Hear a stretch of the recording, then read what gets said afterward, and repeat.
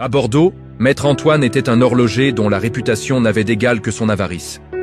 Il possédait une boutique remplie de trésors, mais il traitait ses apprentis avec une dureté extrême, les payant à peine de quoi manger.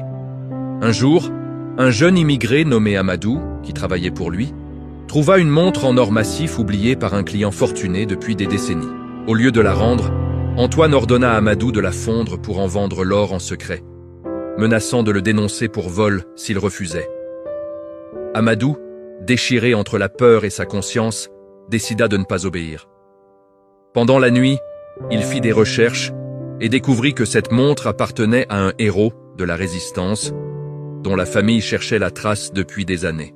Au lieu de la détruire, il la restaura bénévolement et contacta anonymement les descendants.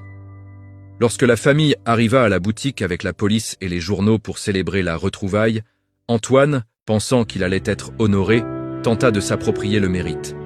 C'est alors que les descendants révélèrent que la montre contenait un mécanisme secret que seul celui qui l'avait restauré pouvait connaître.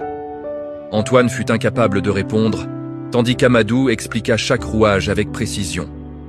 Antoine perdit sa licence et sa réputation en un jour, tandis qu'Amadou reçut une bourse pour ouvrir son propre atelier. La morale. La richesse acquise par la peur s'évapore, mais celle bâtie sur l'intégrité devient un héritage. On ne peut pas voler le talent d'une âme honnête.